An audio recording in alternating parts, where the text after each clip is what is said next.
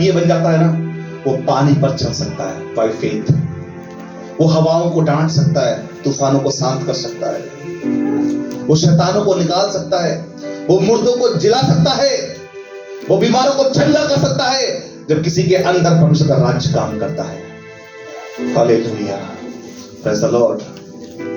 प्रभु ने चाहता कि आप दोबारा उन जगहों में कदम रखें जो श्रापित हैं। ऐसे लोग जो आपको भटकाते हैं, पाप में गिराते हैं, ऐसे लोग जो आपको अपने देवताओं की परस्तिश कराते हैं, प्रभु नहीं चाहता कि आप उनमें जाकर बैठें, आप उनके साथ संबंध रखें। निकल आओ उनके बीच से, दोबारा उनमें पांव ना धरना। कहीं ऐसा ना हो इससे बड़ी विपत्ति तुम पे आ पड़े। दोबारा पाप ना करना। क्यों परमेश्वर ने उत्पत्ति 12 अध्याय में अब्राहम को कॉल किया, मेसोपोटामिया से बाहर निकला? आप जानते हैं आज उसका आधुनिक नाम इराक है। कहां था अब्राहम? इराक के अंदर था। प्रभु ने कहा अब्राहम, अपने कुटुंब, अपने परिवार, अपने देश, अपने लोगों को छोड़कर वहां चल, जो देश मैं तुझे दिखाऊंगा। मैं तुझे जातियों का पिता बनाऊंगा, सारे पृथ्वी की जातियों का तू मूल पिता कहलाएगा। ऐसा देश मैं तेरे वंश को दूंगा जहां दूध और मधु की धाराएं बहती हैं। अब्राहम ने उसकी कॉलिंग को सुना। क्यों परमेश्वर ने वहां पर काम नहीं किया? क्या प्रभु के लिए इराक में काम करना कठिन था? वो चाहता तो पूरा इराक बदल देता, प्रभु चाहता तो मेसोपोटामिया पूरा बदलकर क्रिश्चियन बन जाता, लेकिन प्रभु ने उस जगह में काम नहीं किया। जो बड़ी योजना थी परमेश्वर की, पवित्रताई की योजना थी, उसको निकाल कर लाया उस हाथ से। हम लोग कई बार अपने स्थान पर रहना चाहते हैं। प्रभु मैं इस गांव से बाहर निकलना नहीं चाहता, मेरे को इधर ही मिनिस्ट्री करनी है। प्रभु मेरे को तो इसी घर में रहना है। प्रभु मैं यही काम करूंगा, यही जॉब करूंगा, मेरी अर्निंग का स्रोत यही है, मेरे रिश्तेदार यही रहते हैं, मेरा पड़ोसी बहुत मित्र है, मेरा भाई, मेरी बहन, मेरा परिवार, मैं छोड़कर नहीं जाना चाहता। प्रभु इधर ही मेरे को जीना है। प्रभु कहता निकला मेरे बेटे, अब्राहम के समान मैं तुझे बढ़ाऊंगा और बहुत आशीष दूंगा। हालेलुया। पर हम परमेश्वर की आवाज को सुनना नहीं चाहते, हम वहीं रहना चाहते हैं जहां पड़े हुए हैं। अंधकार के साथ हमने समझौता कर लिया है। हमारे मित्र, रिश्तेदार सब ऐसे लोग हैं जो हमें श्राप में खींच रहे हैं, और हम श्राप में बार बार खींच चले जा रहे हैं। हम उन्हीं कामों को बार बार कर रहे हैं जो प्रभु मना कर रहा है। इसलिए हमारी जिंदगी में परेशानियां खत्म नहीं हो रही, श्राप का बंधन टूट नहीं रहा। हम इसलिए बार बार कर्जे में चले जाते हैं, बार बार बीमारियां हम पर राज्य करती हैं, और फिर हम आकर दुआ करने लगते हैं चर्च में, प्रभु क्यों परमेश्वर? प्रभु कह रहा है निकल मेरे बेटे, उस गुनाह के जीवन से बाहर आ जा, श्रापित जिंदगी से बाहर निकल आ, उस नगर को छोड़ दे, उस रिश्तेदारी को छोड़ दे जो रिश्तेदार तुझे नरक में लेके जा रहा है, उस मित्रता को खत्म कर दे जो मित्र तुझे बुरी संगति में लेके जा रहा है। ऐसे लोग जो तुझे बार बार अपने बुरे कर्मों में गिरा रहे हैं, निकल आ वहां से। ऐसी कमाई करना बंद कर दे जो पैसा कमाने के लिए तू पाप कर रहा है और नरक में चला जाएगा। ऐसी जॉब को छोड़ दे जहां तुझे झूठ बोलना पड़ रहा है। ऐसे संबंधों को तोड़ दे जो तुझे पाप में गिराते हैं। मेरे प्रिय भाई बहन, परमेश्वर चाहता है कि आप श्रापित जगहों से बाहर निकले। क्यों परमेश्वर ने लूत को निकाला आपने पता है? जब सदोम और अमोरा का विनाश हो रहा था, प्रभु ने लूत से क्या किया? घर गया, अपने दूतों को भेज दिया। 2 स्वर्गदूत वहां पहुंचे और उससे कहा फटाफट तैयार हो, आज रात में निकलना है इधर से। कल सुबह होते ही पहली किरण, जैसे ही सूर्य उगेगा, पहली किरण के साथ ही ये पूरे दोनों नगर जलाकर राख कर दिए जाएंगे। जल्दी कर, फुर्ती कर। अब एक व्यक्ति जो अपने पूरे परिवार के साथ रह रहा है, पत्नी है, 2 बेटियां हैं, शादी होने वाली है, दामाद रिश्ता लग चुका है उनका, खानदान के और भी लोग होंगे, उनके मित्र हैं, रिश्तेदार हैं, पड़ोसी हैं, अभी कुछ ही समय में शादी होने वाला है। ऐसे समय पर स्वर्गदूत आके बताते हैं कि कल सुबह होते ही ये नगर नाश कर दिया जाएगा। लूत परेशान हो गया, अब क्या करूं? मेरा घर, मेरा परिवार, सब कुछ छोड़ना पड़ेगा। स्वर्गदूतों की बात मानी, फिर भी एक बात कहा उसने, लूत ने, क्या मैं जाकर अपने दामादों से बात कर लूं? मेरे बेटियों के होने वाले पति दामादों को मैं ले आऊं बुलाकर, उनके परिवार को बचा लूं। जल्दी जा। लूत भाग कर गया। सुनो मेरे होने वाले दामादों, मेरी बात सुनो, मेरे बेटों बात सुनो मेरी। प्रभु कल सुबह होते ही सदोम और अमोरा को नाश कर देगा, सब जल जाएगा, कुछ भी ना बचेगा, जल्दी चलो यहां से। उन्होंने मजाक उड़ाया उसका। हमारा ससुर पागल हो गया है, कैसी बातें कर रहा है, तुझे मरना नहीं तो जा भैया, हम तो मरेंगे, हम तो इधर ही रहेंगे, जो सबका हाल वो हमारा हाल। और वो वहां से नहीं हटे। आपको मालूम, उदास होकर लूत वापस घर आता है। उसकी पत्नी अभी भी पता है गहरी चिंता में है। मैंने कितनी मुश्किल से इस घर में मैट बिछाया है, मैंने पर्दे कितनी मुश्किल से बनाए थे, ये रसोई मैंने सजाया है, मेरी मम्मी ने ये चीज दहेज में दिया था मुझको, ये वॉशिंग मशीन, ये फ्रिज, ये कूलर, ये एसी मैंने कैसे जोड़ा है, पैसा तब खरीदा है, कैसे मैंने घर को डेकोरेट किया है। मेरा घर, मेरा परिवार, मेरे ननसाल वाले, मेरे ससुराल वाले, मेरा मम्मी पापा मैका वाले कहाँ है? ओ सब खत्म हो जाएगा। नहीं नहीं नहीं, कुछ करो, उपाय करो कि ना हो। उसके दिल में अभी भी चल रहा है, लगातार वो विचार कर रही है कैसे बचाया जाए। प्रभु का आदेश हो चुका है, इस नगर के लोग व्यभिचारी हैं, इस नगर के लोग कैसे हैं, हत्यारे हैं, मूर्ति पूजक हैं, गुनाहगार हैं। हर कुकर्म इधर होता है, पुरुष पुरुष के साथ कुकर्म कर रहा है, स्त्री स्त्री के साथ कुकर्म कर रही है, जानवरों तक को नहीं छोड़ रहे ये लोग। ऐसे गुनाह में गिरे हुए लोग हैं। भयंकर तंत्र मंत्र, जादू टोना और बलियां यहां पर हो रही हैं, बच्चों तक को बलिदान कर रहे हैं। खुदा ने देखा इतने घृणित काम करने वाले लोग हैं, पैसे के पीछे भागने वाले, शरीर के पीछे भागने वाले, व्यभिचार से भरे हुए, गुनाहों से, टुटके टोने से भरे हुए लोग हैं। इनको नाश करना ही उपाय है और कोई उपाय नहीं है। लूत समझ गया इस बात को कि अब अंत निश्चित है, निकलना पड़ेगा इधर से, ये श्रापित स्थान है। लूत से स्वर्गदूत ने कहा, अगर तूने फुर्ती नहीं की तो समझ ले तू भी मर जाएगा। तुरंत लूत ने फुर्ती किया, अपनी बेटियों का हाथ पकड़ा, अपनी पत्नी का हाथ पकड़ा और तुरंत स्वर्गदूतों ने लूत का हाथ पकड़कर नगर से बाहर कर दिया। कि वो देर कर रहा था निकलने में, उसकी पत्नी देर कर रही थी निकलने में। मन में अभी भी कुछ बचा लें, कुछ छुपा लें, कुछ ले चले, पर क्या ले जाओगे छुपाने के लिए? कुछ भी ले जा नहीं सकते।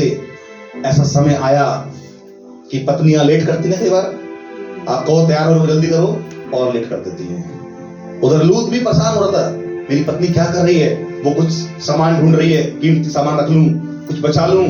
स्वर्गदूतों ने हाथ पकड़ा और बाहर कर दिया, तो जल्दी चलो, भागकर पहाड़ पर चढ़ जा। लूत कहता है मैं बुजुर्ग हो गया हूं, पहाड़ पे शायद चढ़ ना पाऊं इतनी जल्दी। वो सामने एक छोटा नगर है सोअर, मैं उसमें चला जाऊं, मुझ पे दया कर दे प्लीज, मैं भाग कर चला जाऊंगा। उसने कहा ठीक है जल्दी भाग, जब तक तू और तेरे पत्नी और बच्चे उस नगर में नहीं पहुंचेंगे आग नहीं गिरेगी। जैसे तैसे भागते हुए वो एक दूसरे नगर में दूर जाकर छुप गए। जैसे ही पहुंचे आग गिरना शुरू हुआ। इससे पहले कि वो वहां जाते एक घटना घटी, पता है बीच में क्या? उसकी पत्नी से कहा गया था, उसके परिवार से कहा गया था, पीछे पलट के नहीं देखना है, क्या नाश हो रहा है, रिश्तेदारी कहां जा रही है, घर कहां जा रहा है, नहीं देखना है पीछे मुड़कर। लेकिन उसके मन में अभिलाषाएं बहुत थी। कितने महंगे पर्दे लगाए हैं, मैंने एसी लगवाया है घर में, मैंने फ्रिज लगवाया है, बहुत सारी चिंताओं में थी वो। मेरी किचन इतनी अच्छी है, मेरे गद्दे, मेरे लिहाफ, मेरे कपड़े, वो पता नहीं कितनी चिंताओं सोच रही थी। मेरे मैके वाले, अरे मेरे पड़ोसी, मेरी सहेली सहेला सब रह गए उधर। समझ में आ रहा है आपको? सारे के सारे मित्र उसके इधर ही थे। और वो दिमाग में टेंशन लेकर पीछे पलट कर देखती है। कितना दुख हो रहा है उसको। उसको नहीं मालूम है कि उसने परमेश्वर की आज्ञा का उल्लंघन कर दिया। जैसे ही उसने आज्ञा का उल्लंघन किया, क्या हुआ? तुरंत नमक का खंबा बन गई, पूरा जीवन वही समाप्त हो गया। बाकी तो बाप और दो बेटे जिंदा रहे, लेकिन वो खंबा बन के समाप्त हो गई। मेरे प्रियो, आज मैं आपको बताना चाहता हूं, यदि आप परमेश्वर के वचनों को सुन रहे हैं केवल, और केवल सुन रहे हैं, फॉलो नहीं कर रहे हैं, आप नमक का खंभा बन रहे हैं। आप अपना जीवन नाश करने की तरह अपने मन से उस जगह का ख्याल निकाल दो जो श्रापित हो चुकी है। जहां से परमेश्वर ने गंदगी से आपको उठा लिया है, वापस गंदगी में लौटने मत जाओ। जिन रिश्तों से खुदा ने बाहर निकाला है, वापस उन रिश्तेदारियों में मत उलझो। जिस जगह को छोड़ने को परमेश्वर ने आपको मजबूर किया था, अब दोबारा जाकर उस घर में बसाओ। जिन मित्रों का साथ छूट चुका है, पापियों का, उनका दोबारा साथ मत पकड़ो। जिस काम से बाहर निकल आए हो, दोबारा उन गुनाह के कामों में मत पड़ो। व्यभिचार में मत गिरो, गलत कमाई मत करो, गंदे कामों को मत करो, वरना जो हस्र सदोम और अमोरा का हुआ है आपका दूर नहीं होगा। मेरे प्रिय भाई बहन, क्यों प्रभु कहता है उससे दोबारा इस नगर में पांव न रखना? कि खुदा ने अब्राहम को भी दोबारा उधर पांव न रखने दिया। आप जानते हैं इस बात को? एक पद के साथ पढ़ी जल्दी से।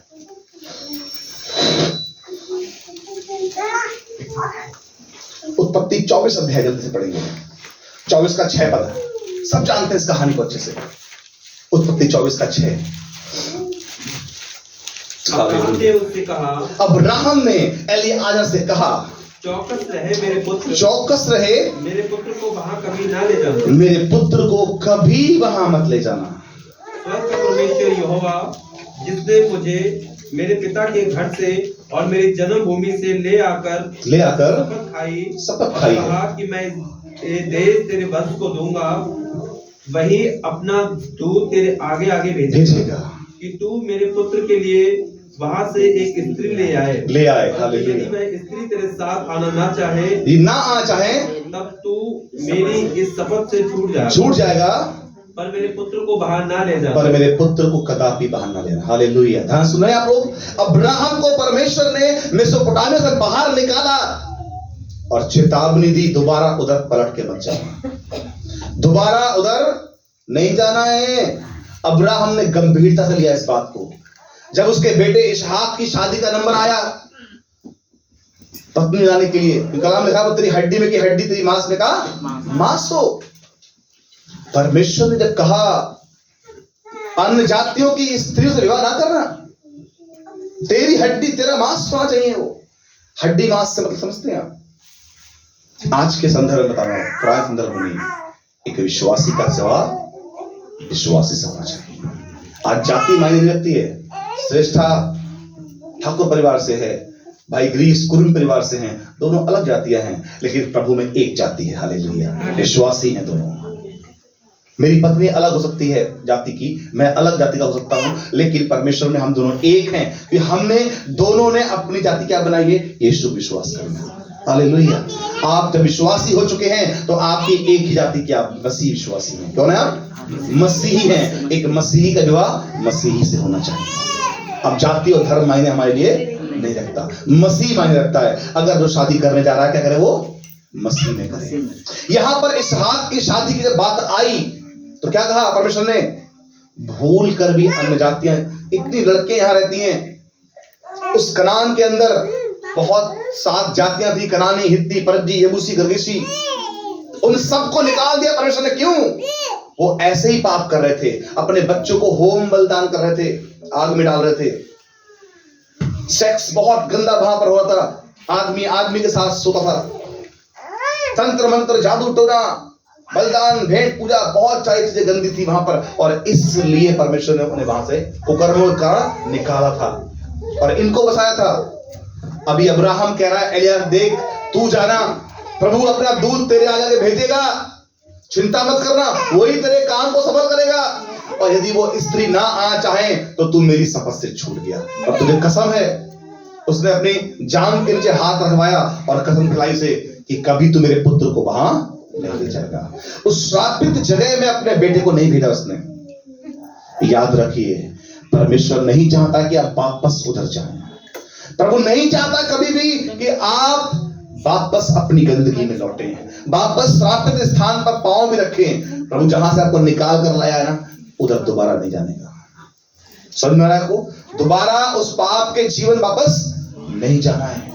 जो काम आप पहले करते थे मसीह में आने से पहले, दोबारा उधर पलट कर नहीं जाना। कई बार बहनें लोग जिनके पति बहुत दारू पीते हैं, बहुत झगड़ा करते हैं, मसीह में नहीं आया अब तक, कई बार बहनें कहती हैं मैं वापस चली जाऊं क्या?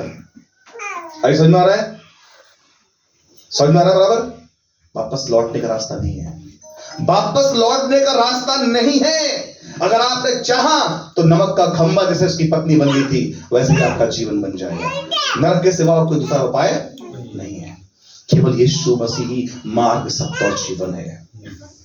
मेरे प्रियो, मैं आपको बताना चाहता हूं क्यों परमेश्वर ने हमसे कहा है कि हम ऐसा ना करें। एक पद और पढ़िए जल्दी से, प्रकाशित बात 18:4, जल्दी से पढ़ें।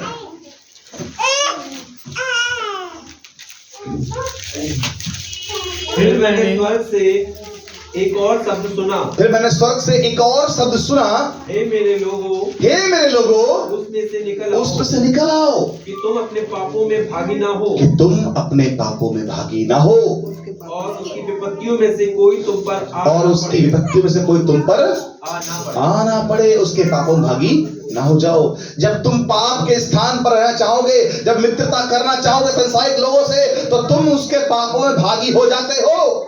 कलाम में लिखा है तुम परमेश्वर के कटोरे और दुष्ट आत्माओं के कटोरे दोनों में से नहीं पी सकते। आज प्रभु भोज है मेरे भाई बहन, याद रखना, जो लोग परमेश्वर की उपस्थिति चाहते हैं वो उसके कटोरे में से पिएंगे, पर जो उसकी उपस्थिति में नहीं चल रहे हैं वो दुष्ट आत्माओं के कटोरे में जाके पिएंगे। उनको कोई फर्क नहीं पड़ता कि जो हमें दिया गया है हाथ में खाने के लिए वो कहीं चढ़ाया गया है, वो खा लेते हैं। उनके कुछ फ्रेंड कहेंगे ये ईद का है, खाओगे? वो तुरंत बकरा खाएंगे। उनको पता नहीं है ना कि यहोवा कौन है और उनका गॉड कौन है। वो सोचते सब एक ही है, ईद पे काटा गया बकरा है, लाओ खा लेता हूं मैं। ये तो अभी घर में कोई कार्यक्रम हुआ है, उसमें हमें आमंत्रित किया गया है और उन्होंने बकरे करे हैं, चलो खा लेते हैं, बकरे का मीट है। कई लोग अपने खाने के स्वभाव के कारण, टेस्ट के कारण महंगी वस्तुओं का लालच करते हैं और तुरंत भेजी गई वस्तुएं खा जाते हैं। उनको लगता है कि हम तो खा सकते हैं। कलाम कहता है हे मेरे बेटे बेटियों, निकलो उनके बीच से, पवित्र वस्तुओं को छुओ, अशुद्ध वस्तुओं को मत छुओ। ऐसा ना हो कि तुम उनके पापों में भागी हो जाओ। जो श्राप उनके ऊपर पड़ा है कहीं तुम पर ना पड़ जाए। निकलो वहां से, मत छुओ। कितना भी कीमती सामान खाने पीने का हो, कितना ही कीमती सामान उन्होंने आपको देना चाहा, नहीं लेना है, सॉरी। डायरेक्ट बोलो नहीं ले सकते भाई, हमें मनाही है इस बात की। चाहे मित्र रूठ जाए, रिश्तेदार नाराज हो जाए, हो जाने दो। कलाम में लिखा है जो कोई अपने माता पिता, भाई बहन, पत्नी या बच्चों को मुझसे अधिक प्रिय जानता है वो मेरे योग्य नहीं। तुम्हारा पति अगर इंपॉर्टेंट है, तुम कभी प्रभु को प्रसन्न नहीं कर पाओगे। अगर तुम्हारे लिए तुम्हारा परिवार इंपॉर्टेंट है, तुम कभी खुदा को प्रसन्न नहीं कर पाओगे। अगर तुम्हारे लिए तुम्हारे रिश्तेदार इंपॉर्टेंट है, तुम कभी खुदा को प्रसन्न नहीं कर पाओगे। कलाम में लिखा है संसार से मित्रता करना परमेश्वर से बैर करना है। मेरे प्रिय भाई बहन, आज मैं आपको क्लियरिटी कह रहा हूं। कई लोग नाराज हो जाते हैं जिनसे, उन्हें भाई साहब तो ऐसे कह रहे थे, हम क्या करें? क्या करें? न्याय के दिन आपका जब न्याय होगा तो आपको मालूम पड़ जाएगा जो वचन मैंने आपको दिया है वो आपके जीवन के लिए है।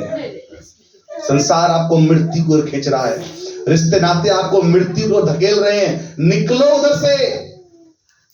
हालेलुया। नफरत नहीं करनी हमें किसी से, बुराई नहीं करनी है, बदला नहीं लेना है हमको, उनके लिए प्रार्थनाएं करनी है।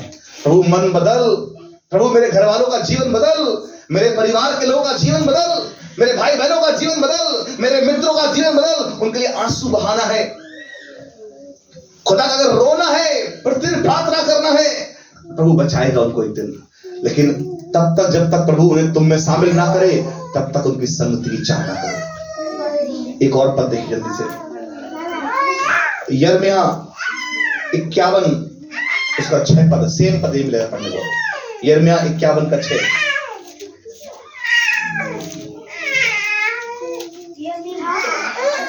बाबुल में से भागो, बेबीलोन में से भागो, अपना अपना प्राण बचाओ, अपना अपना प्राण बचाओ। उसके अधर्म में भागी होकर तुम भी ना मिट जाओ, उसके अधर्म में भागी होकर तुम भी ना मिट जाओ। यह यहोवा के बदला लेने का समय है, यहोवा के बदला लेने का समय, बदला देने पर है, उनको बदला देने पर है। याद रखो, श्रापित जगह थी मेसोपोटामिया, जिसे इराक कहते हैं, जिसको बेबीलोन भी कहा जाता है। आपको मालूम, ये सब इराक की जगह हैं। नीनवे नगर उलटने की बात जो कही गई वो इराक के अंदर पाया जाता है। मेसोपोटामिया इराक के अंदर पाया जाता है। जहां गुलामी में थे ये लोग बेबीलोन के अंदर, वो इराक के अंदर पाया जाता है। कलाम कहता है निकलो उधर से। ये गुलामी जो मिस्र की थी, खुदा ने क्यों नहीं रखा? जब उसने फिरौन के समय में, जब वहां यूसुफ था, तब खुदा ने बड़े काम किए थे ना। यूसुफ को आशीष दी, बहुत बढ़ाया, बहुत आशीष दी। खुदा ने दोबारा फिर उसके मरने के बाद क्यों मिस्रियों को वहां से हटाया कि वो प्रभुता ना करें उनके ऊपर? क्यों खुदा ने इजराइलियों को निकाला उधर से? वो चाहता तो पूरा मिस्र क्या होता, खुदा फर्स्ट बन जाता, लेकिन खुदा ने उधर नहीं रखा उनको। खुदा ने यहूदियों के लिए एक देश चुना है, वाचा का देश। प्रभु की योजना है कि वो आपको वहां लेकर जाए जो उसने चुना है आपके लिए, सर्वोत्तम भाग, कनान का देश, जहां दूध और मधु की धाराएं बहती हैं। इसलिए प्रभु वहां से निकाल कर लाया गुलामी से, 40 साल जंगल में चलाया, और फिर क्या किया? उन्हें कनान में पहुंचाया, विश्राम दिया। हालेलुया। मेरे प्रिय भाई बहन, आज खुदा चाहता है कि आप भी इस गुलामी से बाहर आ जाएं। जो गुलामी आज आप कर रहे हैं रिश्तेदारी में, जो गुलामी आप कर रहे हैं पाप में, गुनाह में, आज उससे बाहर निकल आए। निकलो वहां से। अशुद्ध वस्तुओं को मत छुओ, अशुद्ध रिश्तों में ना पड़ो, उस जगह में दोबारा पांव मत रखना जहां से परमेश्वर तुम्हें निकाला हो। उन गुनाहों को दोबारा मत करने लग जाना जो खुदा ने मना किए हैं, तब तुम आशीषित होगे। प्रभु ने कहा जा, तू चंगा तो हो गया है, लेकिन याद रखना तेरे पाप ना करना। ऐसा ना हो कि कोई बड़ी विपत्ति तुझ पर आ पड़े। इस नगर में पांव ना धरना। बाइबल साफ मना करती है। आज प्रभु आपसे कहता था मेरे भाई बहन, दोबारा गलती नहीं करना, बैकस्लाइड मत होना, गुनाह में दोबारा नहीं जाना। अपना जीवन ऐसे लोगों के बीच से निकल आओ। रिश्ते निभाने के चक्कर में पाप में मत पड़ जाना। कई लोगों ने अपने हाथ पैर तोड़वा लिए, पता है आपको? रिश्तेदार शादियों में गए, जो कर्म उनको करने को मना किया गया है वो उनमें हाथ लगा रहे थे। कोई मटका लेके चल रहा है, पानी डाल रहा है,